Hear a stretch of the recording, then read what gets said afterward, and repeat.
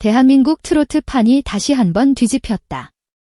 누군가는 또 하나의 화제 무대였겠지라고 가볍게 넘기려 했지만 그날 현역가왕 3회 공기는 애초에 달랐다. 무대가 열리기도 전부터 스튜디오는 마치 폭풍전야처럼 눌러앉은 정적에 잠겼고 객석의 숨소리마저 조심스러웠다.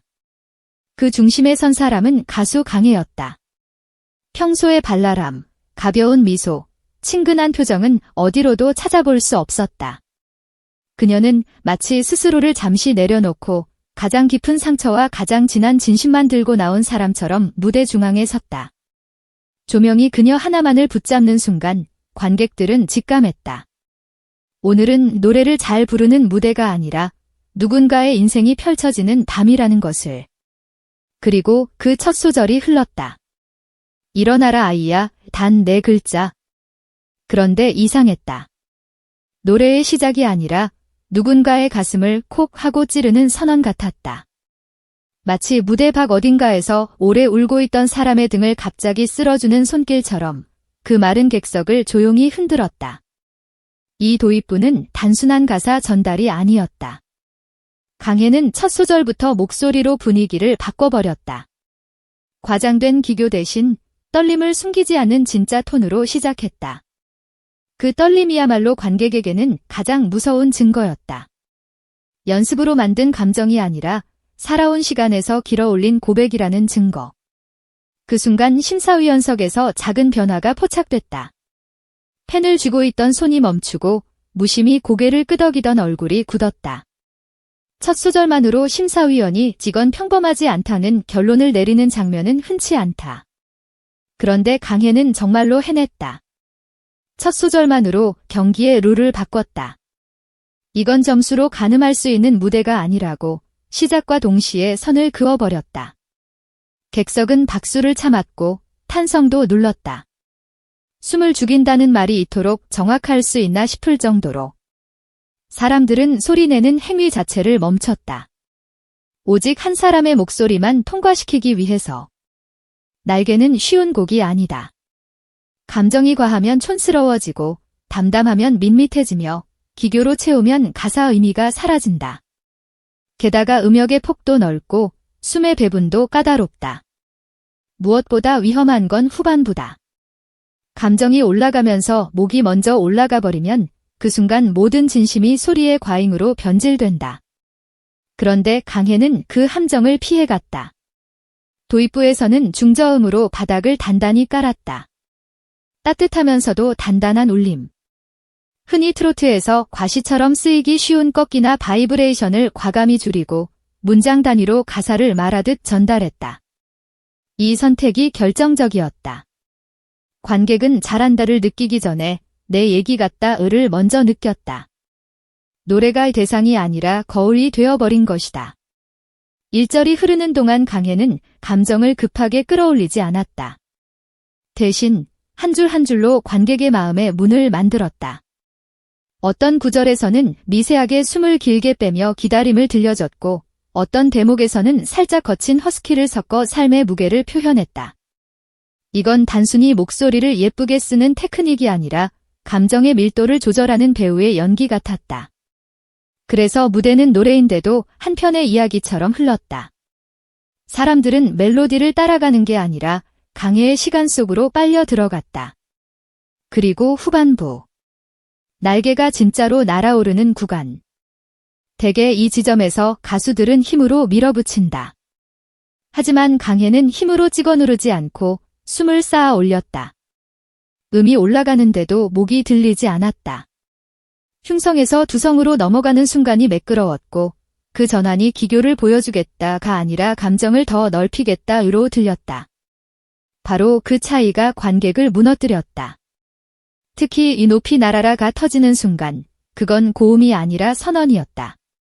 마치 자신에게 그리고 이 무대를 보고 있는 모든 사람에게 던지는 한마디 같았다.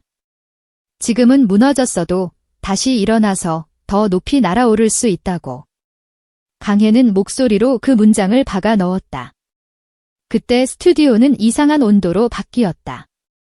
누군가는 똑바로 화면을 못 보고 고개를 숙였고 누군가는 눈가를 훔치면서도 들키기 싫어 고개를 돌렸다. 더 놀라운 건 심사위원석이었다.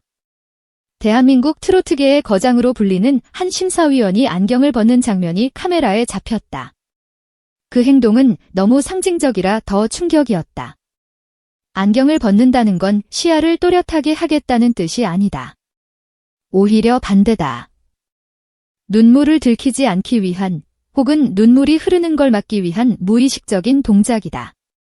그 장면 하나로 시청자는 이해했다. 지금 이 무대는 심사하는 무대가 아니라 심사위원마저 당하는 무대라는 것을.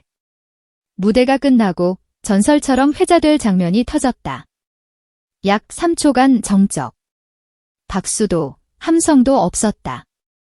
믿기 어렵겠지만 바로 그 침묵이 모든 것을 설명했다. 감동이 크면 사람은 즉시 반응하지 못한다. 감동이 큰 순간에는 박수조차 소음이 되어버린다. 그래서 사람들은 멈춘다. 몸이 먼저 굳고 감정이 먼저 올라와 숨이 막힌다.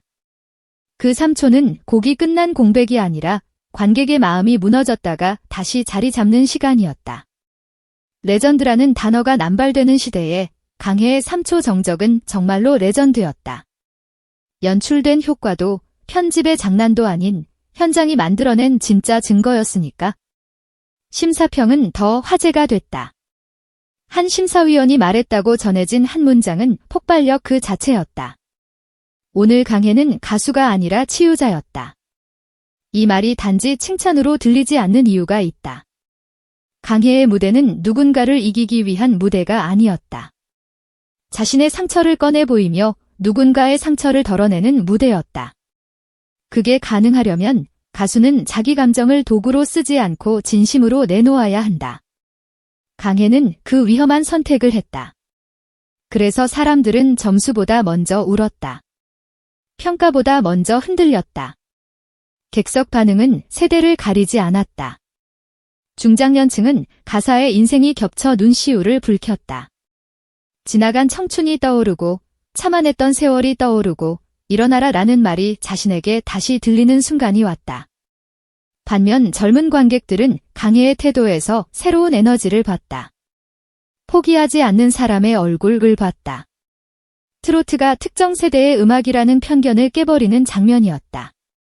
이건 세대가 트로트를 선택한 게 아니라 트로트가 세대를 꿰뚫어버린 순간이었다. 방송이 끝나자 반응은 온라인에서 폭주했다. 영상은 급상승을 타고 댓글은 쏟아졌다.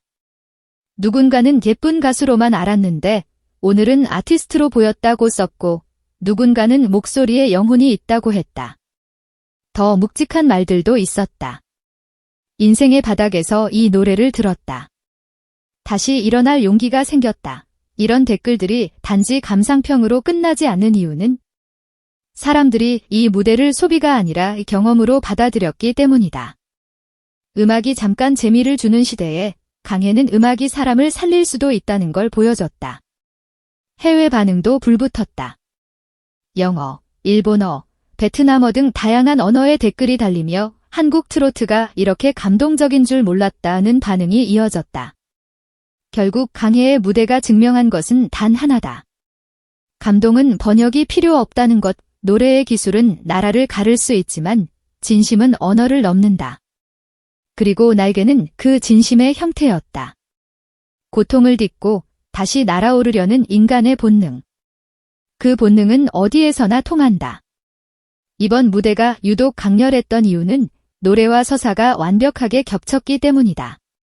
아이돌 출신이라는 시선, 트로트 전향에 따라붙는 편견, 무명 시절의 서러움, 매 무대마다 쌓아 올린 성실함.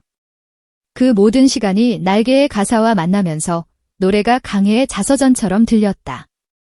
강해가 인터뷰에서 트로트는 나에게 마지막 날개 같다 오고 말했었다는 이야기가 퍼지며 사람들은 더 깊이 빠져들었다. 이 무대는 성공담이 아니라 살아남은 사람의 증언이었기 때문이다.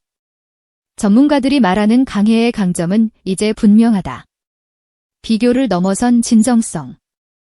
전통적인 트로트의 문법을 지키면서도 과도한 장식을 덜어내고 현대적인 감각으로 감정의 결을 섬세하게 다듬었다.